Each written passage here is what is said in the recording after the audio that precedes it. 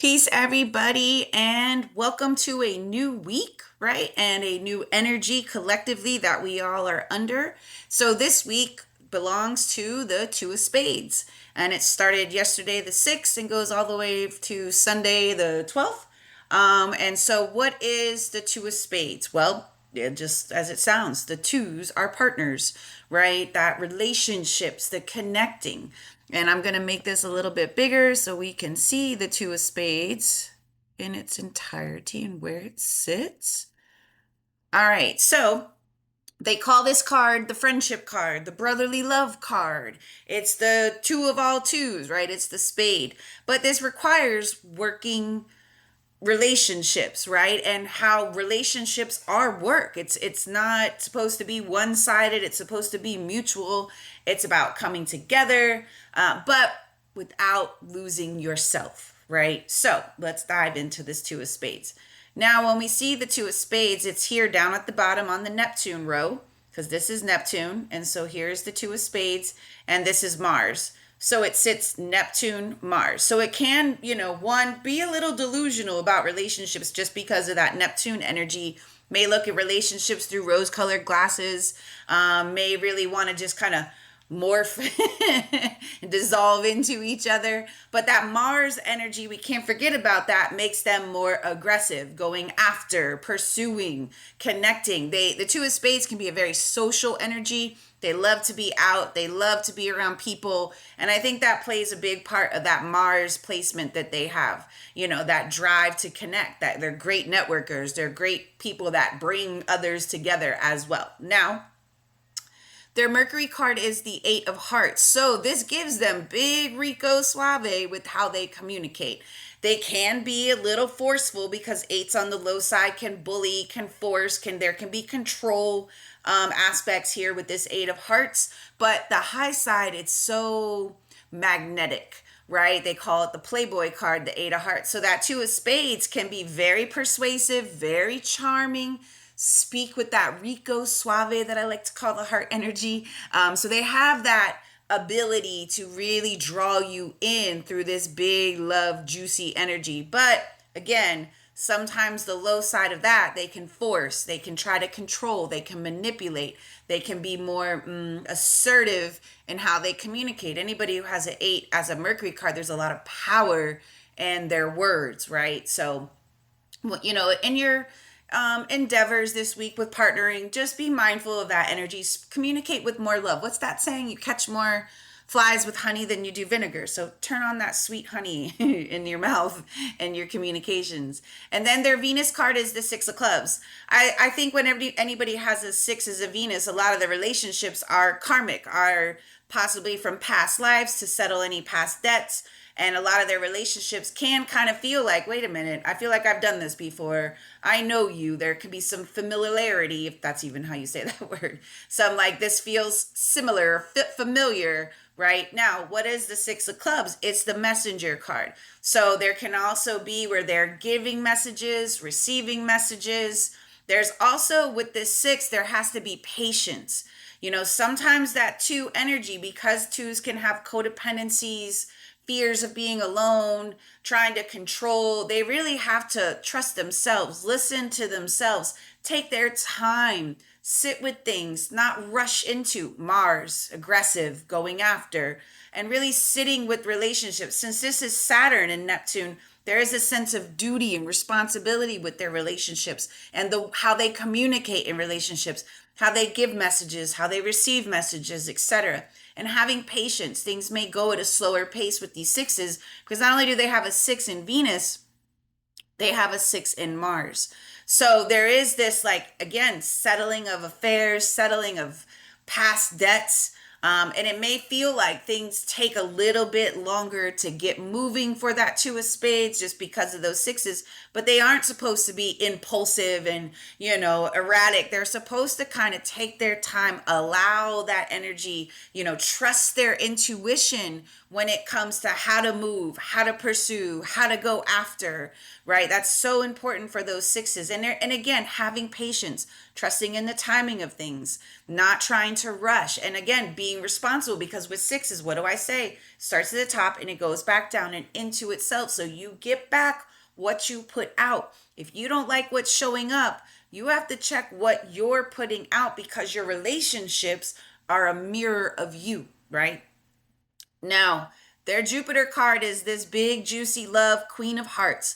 Now, this can be, in so many different ways. One, it definitely can promote ease, can promote softness within relationships. Relationships can feel like a big thing for them, right? Because it's Jupiter. Jupiter expands whatever it touches. And with that Queen of Hearts, that's love. That's the mother. That's the nurturer, right? But we can't forget that she sits Neptune. So there is that delusional rose-colored glasses when it comes to relationships. And we know with the queens, they're to be of service. Again, that mothering, to, taking care of others is such a big part. And you may find that with the Two of Spades a lot. Now, the low side of this would be overindulging, right? Because the Queen of Hearts, rather than just eating a slice of cake, she'd eat the whole cake. She can overindulge in addictions, whether that's shopping, food, sex, relationships, intimacy, gambling, whatever it is. She has to be very mindful of that going overboard, being indulgent, and to the detriment of actually her health, her relationships, and her well-being. So be mindful this week and overdoing it. This is a beautiful energy of really your five senses, enjoying pleasure, and however that shows up for you without like it being detrimental to your well-being or to your relationships.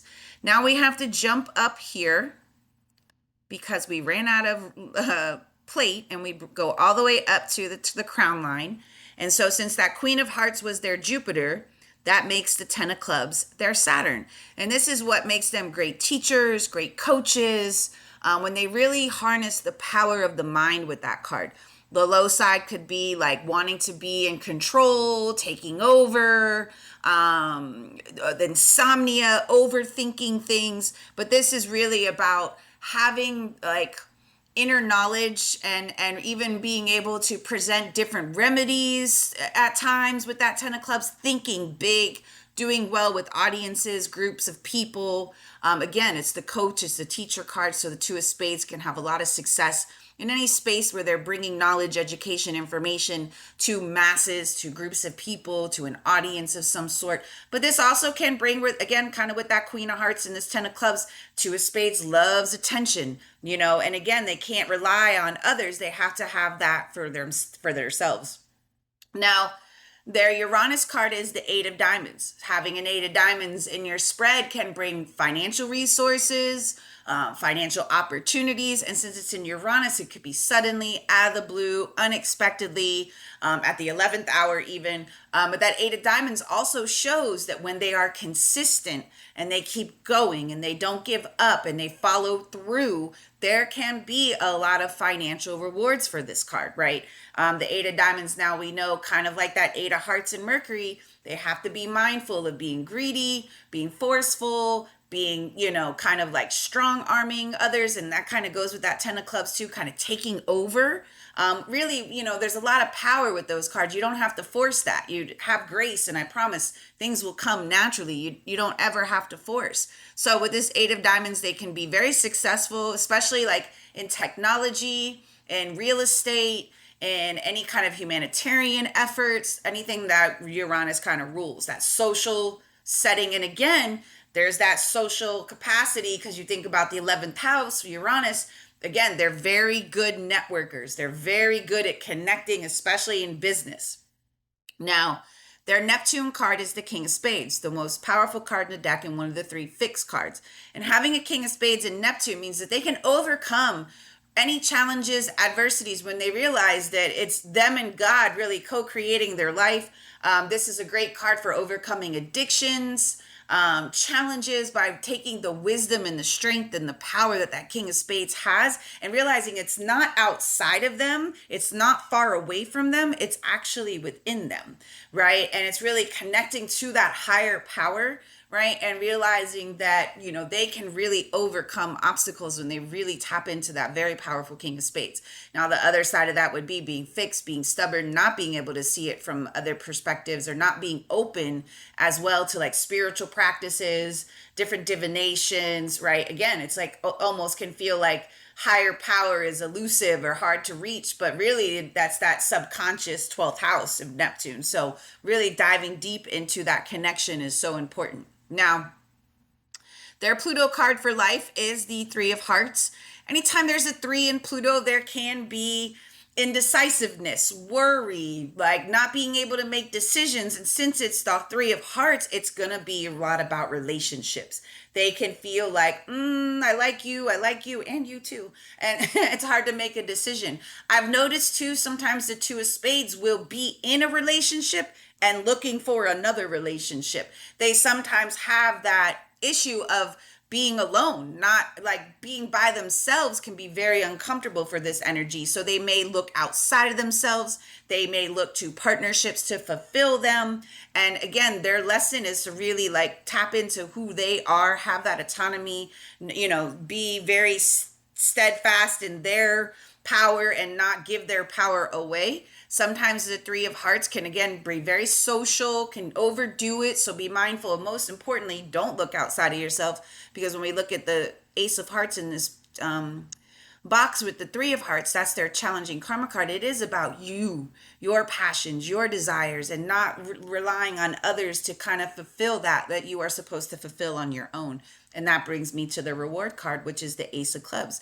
So if we read these two together like we should, it's really knowing you have everything inside of you. Also, an ace is a reward card. You can always reinvent yourself. There's always new opportunity, new beginnings, new pursuits, right? And so, but most importantly, when we look at both of these, it is really about trusting yourself, believing in yourself, being also very curious, very inquisitive, lots of questions, like almost like a forever student. This kind of brings back that like inner child in them, right? That fun, exciting, like, oh, I get to start over. I get to have new options, right? And so it's so important for the Two of Spades to realize they have all the love within themselves. They don't have to give their power away. They don't have their relationships don't define who they are. They have to know who they are. And then the relationships just add to that, right? Now, their cosmic lesson in life is the Queen of Clubs. So more importantly, trusting that intuition. And again, when they are of service, when they are being helpful, when they are teaching, when they are guiding through those downloads, through that natural psychic ability that the Queen of Clubs has, the Two of Spades can be very, very successful, especially in education, information, uplifting others in some way. Through that knowledge, through those divine downloads that the Queen of Clubs has. She's a very intuitive, but she is also that mother. So remember, they have that Queen of Hearts mother in Jupiter and a Queen of Clubs mother in as their cosmic lesson. So the more that they are being of service, the more blessings and rewards they end up obtaining. And then their cosmic moon is the Ten of Spades. So again, it's like one, the I, the me, the self, and the zero, the higher self. And that's their emotional blueprint, right? It's expansion. And again, they can, to sometimes fulfill them emotionally, they may require an audience, the groups, and not sometimes it's the wrong way of going about it. They should, without the audience, know who they are emotionally. They have a lot of emotional power with that Ten of Spades as a cosmic moon, not looking outside of themselves. It's them and their higher selves. It's them and that, inside expansion and power that, they just show up and they can bring a lot of attention to themselves. They don't have to seek it outside of themselves. And then the transformation card for the Two of Spades is the Five of Clubs. So it is kind of being able to adapt, being able to pivot, being able to be flexible, being open to change. Because remember, when we go back, they have those sixes, and sixes are not cards of change. They're cards of steadiness, that card of effort, putting forth that effort. And when they do that and they really open up to this Five of Clubs, they can actually see the bigger picture. They can really almost be free of some of that like stuck, slower energy that those sixes can bring. So the five of clubs being their transformation card, it's almost like they can set themselves free. They don't have to be bound to partnerships to dictate their worthiness or their work, that they really have the freedom to be themselves. And that five brings that like spiritual seeker and like again it's kind of going back to that ace of clubs, like always looking for more knowledge, more perspective. So being open is absolutely key for this two of spades.